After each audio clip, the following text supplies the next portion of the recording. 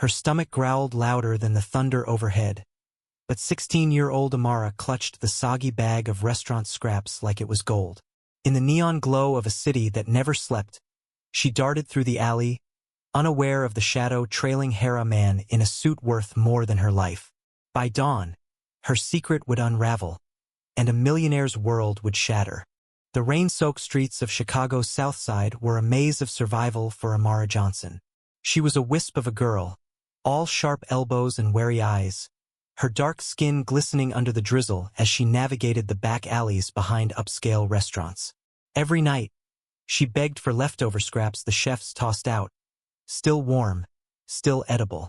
Tonight, the bag in her hands held half-eaten bread rolls and a sliver of steak, enough to quiet the hunger pangs for her and her little brother, Jamal. At 8, he was too young to understand why their fridge was always empty, why their mom worked 3 jobs and still couldn't keep the lights on. Amara understood. She felt it in the stares of passers-by, the way they clutched their purses tighter when she approached, the way poor black girl seemed tattooed on her forehead. She didn't see the man watching her from across the street. Richard Caldwell, 54, was a real estate tycoon whose name graced skyscrapers downtown. He'd been dining at Le Pierre, a Michelin-starred restaurant, when he spotted Amara hovering near the dumpster. Her quiet plea for food had irritated him not because she was there, but because she existed. To him, she was a blemish on the city's polished facade, a reminder of the undesirables he'd spent years pushing out of his gentrified neighborhoods. Curiosity, or maybe something darker, made him follow her. He wanted to know where people like her came from, why they kept creeping back into his world. Amara's path led to a crumbling tenement building, its windows boarded, its walls tagged with graffiti. She slipped inside, unaware of Caldwell's car idling a block away. Inside, the air was thick with mildew and despair. Jamal was curled up on a mattress in the corner, his small frame shivering under a thin blanket. "Got something tonight?" Amara whispered, setting the bag down. His eyes lit up, but the moment was fleeting. A sharp knock at the door froze her blood. It wasn't a neighbor or a delivery. It was Richard Caldwell, standing in the hallway like a storm cloud in a suit. "You," he spat, his voice low and venomous. "You think you can just take what's not yours?" Amara's heart raced. She'd never seen this man before, but his presence screamed trouble. She backed away, clutching the bag tighter, her mind racing for an escape. Before she could answer, another figure stepped into the flickering light of the hallway. Marcus Tate, a community organizer who'd known Amara since she was a toddler, had been checking on the building's residents. His broad shoulders filled the doorway, his eyes narrowing as he sized up Caldwell. "She's a kid, man," Marcus said, his voice steady but edged with warning. "Back off." Caldwell's lip curled. "This isn't about her. It's about people like her. Leeching off my city, my properties, your city." Marcus cut in, stepping closer. The air crackled with tension, the kind that could snap into violence in a heartbeat. Amara's breath hitched. She'd seen fights break out over less, but this felt bigger, like the whole world was holding its breath. "You don't own this place," Marcus continued, his voice rising. "You don't own us. She's not stealing, she's surviving. You ever tried that?" His words hit like punches, and Caldwell flinched, his face reddening. Amara wanted to run, but her feet felt glued to the floor. She'd never seen anyone stand up to a man like Caldwell before. Not like this. "Don't lecture me," Caldwell snapped, jabbing a finger at Marcus. "You people always have an excuse. I'm here to see exactly what kind of rat's nest breeds kids like her."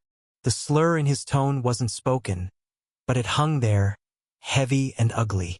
Amara felt it like a slap, her fists clenching. She wasn't just a kid to him, she was a symbol of everything he despised. Marcus took another step, his voice dropping to a dangerous calm. "Say that again, and you'll regret it." The hallway seemed to shrink, the walls closing in as the two men squared off. Amara's pulse pounded in her ears. She didn't know if Marcus could take Caldwell in a fight, but she knew he'd try. And she knew what happened when men like Caldwell felt challenged. They didn't back down. They doubled down. She found her voice, small but sharp. I didn't take anything that wasn't already thrown out. Her words trembled, but she stood taller. You followed me here. Why? Caldwell's eyes flicked to her, cold and calculating. To see how far this problem goes, he said. And trust me, it goes deep. The standoff held for a moment, electric and fragile, until a neighbor's door creaked open, and a woman's voice called out, Marcus? Everything okay? It was enough to break the spell. Caldwell stepped back, his jaw tight. This isn't over, he said, then turned and stalked out into the rain. Amara's knees shook as she sank against the wall. Marcus knelt beside her, his hand gentle on her shoulder. You okay, kid? She nodded, but the truth was, she wasn't. That man wasn't just a random creep with power, money, the kind of person who could make her life hell. And he knew where she lived. The next morning, Amara woke to whispers in the building. Caldwell wasn't just any rich guy owned half the block, including their tenement. Word was he'd been pushing to tear it down, to replace it with condos for people who'd never set foot in a place like this. Amara's stomach twisted. Her encounter with him wasn't random. He'd targeted her, and now her home, her family was in his crosshairs. Marcus wasn't about to let it slide. By noon, he'd rallied the tenants, organizing a meeting in the community center. Amara sat in the back, listening as Marcus laid it out. Caldwell's company had been buying up properties, raising rents, forcing people out. He's not just coming for Amara, Marcus said, his voice carrying the weight of years spent fighting battles like this. He's coming for all of us. But we're not invisible. We're not disposable. The room buzzed with anger and fear. Miss Loretta, who'd lived in the building for 30 years, stood up, her voice shaking but fierce. I raised 3 kids here. This is our home. He can't just erase us. Others nodded, their stories spilling out evictions, harassment, broken promises from landlords like Caldwell. Amara felt a spark she hadn't felt before. These weren't just her neighbors, they were her people, and they were done being pushed around. That night, Amara couldn't sleep. She kept seeing Caldwell's face, his words echoing, people like her. She knew what he meant. She'd heard it her whole life, in the way teachers skipped over her raised hand, in the way cops watched her when she walked home. But this time, it wasn't just a look or a word, it was her home, her brother's safety, her mom's fragile hope. She slipped out of bed and found Marcus outside, staring at the stars. What do we do? She asked. He didn't answer right away. We fight, he said finally. Not with fists, but with truth. Caldwell's got money, but we've got something he doesn't teach other.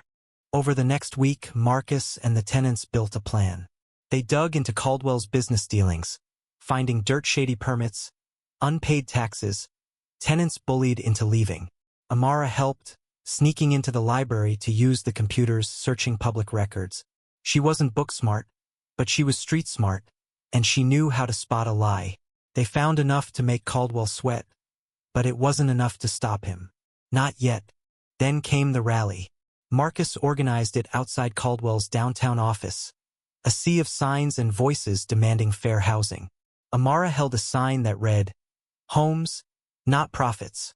Jamal stood beside her, his small hand in hers, chanting with the crowd. The news cameras showed up, and for the first time, Amara felt seen not as a problem, but as a person. Caldwell's face appeared on the evening news, tight-lipped and dodging questions. But the real blow came when Marcus leaked their findings to a local reporter. The story broke headlines screaming about Caldwell's shady deals, his pressure on vulnerable tenants, his confrontation with a teenage girl. Social media exploded, posts on X calling him out by name, sharing Amara's story. Southside Strong trended for days. Caldwell's investors started pulling back, his reputation cracking like cheap glass. Amara's life didn't change overnight. The tenement was still falling apart, and her mom still worked too many hours. But something shifted. The community was louder now, bolder. Caldwell's company backed off the demolition plans, at least for now. And Amara? She wasn't just the girl who begged for leftovers anymore. She was the girl who'd stood her ground, who'd helped spark a fight bigger than herself. Amara's small victory felt like a fragile flame in a storm. The rally and the news coverage had forced Richard Caldwell to pause his demolition plans. But men like him didn't lose, they regrouped. Amara knew this because the whispers in her neighborhood never stopped. People talked about how Caldwell's company, Pinnacle Properties, was still circling, sending inspectors to nitpick violations, hiking utility fees to squeeze tenants out. It was a slow bleed, not a knockout punch, but it hurt just the same. Amara felt it every time her mom, Denise, came home from her night shift at the hospital. Eyes sunken, shoulders slumped. "We'll be okay, baby," Denise would say, but her voice cracked like she was trying to convince herself. Marcus wasn't giving up, though. He turned the community center into a war room, with maps of the neighborhood pinned to the walls and stacks of legal documents cluttering the tables. Amara started spending her afternoons there, helping sort papers or run errands. She wasn't just a kid anymore, she was part of something. Marcus taught her how to read property records, how to spot the loopholes landlords used to skirt the law. "Knowledge is power," he'd say, tapping his temple. Amara soaked it up, her fear hardening into resolve. But Caldwell wasn't idle. A week after the rally, Amara noticed a sleek black SUV parked across from her building. It wasn't the cops too fancy for that. It was there the next day, too, and the day after. On the fourth day, she saw him again, Caldwell, stepping out of the SUV. His face a mask of calm fury as he spoke to a man in a city inspector's vest. Amara's stomach dropped. She ran to find Marcus, her sneakers slapping against the cracked pavement. "They're back," she gasped, bursting into the community center. Marcus was mid-sentence with Miss Loretta, but he stopped, his eyes locking onto hers. "Caldwell's out there with some city guy. They're writing stuff down." Marcus's jaw tightened. "He's playing dirty now." He grabbed his jacket and headed out, Amara trailing close behind. By the time they reached the street, Caldwell was gone. But the inspector was still there, scribbling notes. Marcus approached, all charm and steel. "Mind telling me what's going on?" The inspector glanced up, startled. "Just routine checks. Code violations, you know." "Routine, huh?" Marcus crossed his arms. "Funny how Pinnacle's got you out here the second we make noise." The inspector mumbled something about protocol and scurried off. Amara watched him go, her fists clenched. "They're not gonna stop, are they?" Marcus shook his head. "Not unless we make them." That night, Marcus called an emergency meeting. The community center was packed, old folks, young parents, even kids like Jamal, who sat in the corner coloring but listening to every word.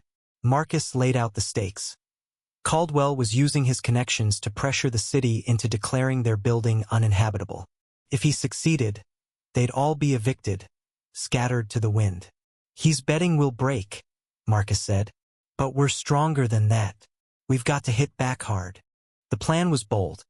A public protest at City Hall, timed to coincide with a council meeting where Caldwell's latest development deal was up for approval. They'd flood the chambers, share their stories, and demand accountability. Amara volunteered to speak. She didn't know where the courage came from. Maybe it was Jamal's hopeful eyes. Maybe it was her mom's exhausted sighs. Or maybe it was the memory of Caldwell's sneer.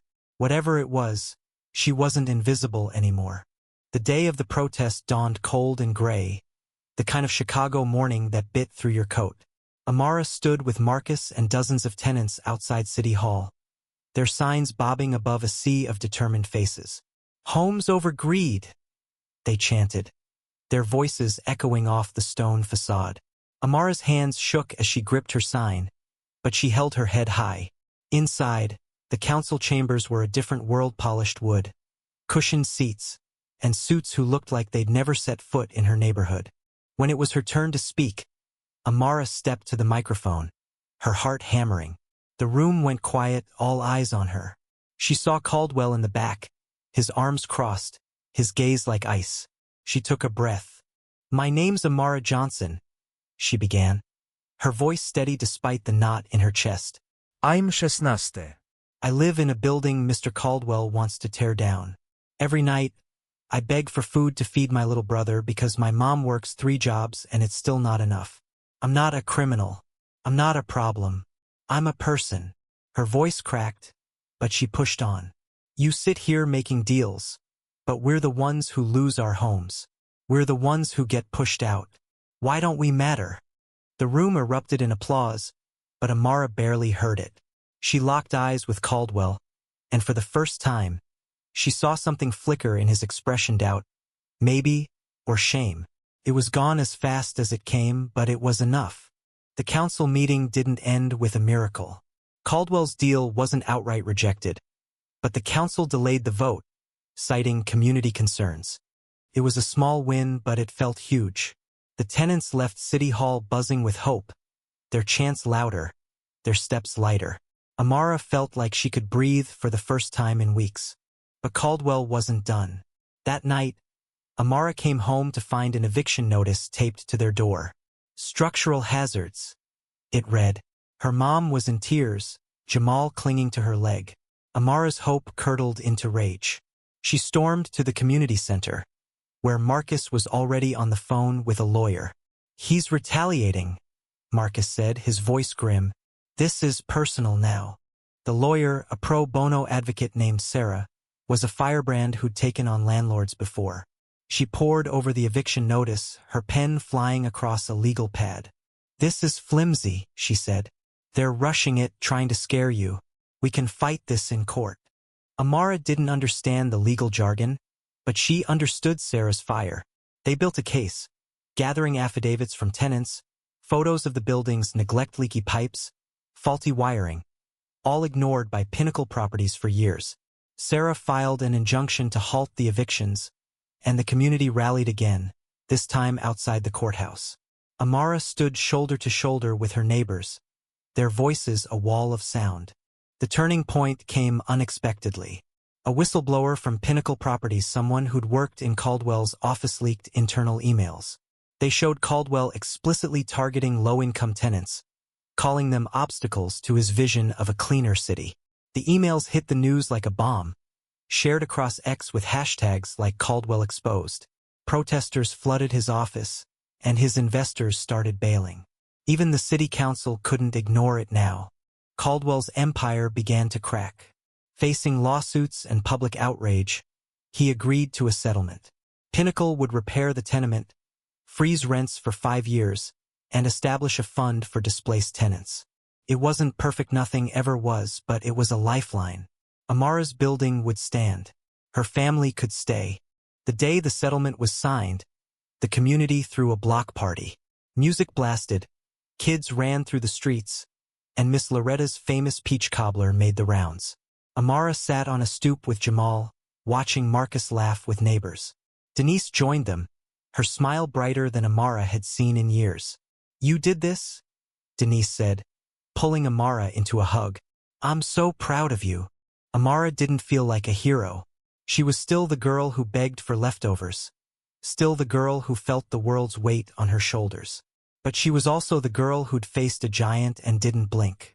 She'd learned that power wasn't just money or suits, it was people standing together, refusing to be erased. As the sun set, Amara looked out at her neighborhood, not perfect, but hers. The fight wasn't over. It never really was. But for now, they'd won. What do you think? When does justice outweigh silence? And when does a community's fight become your own?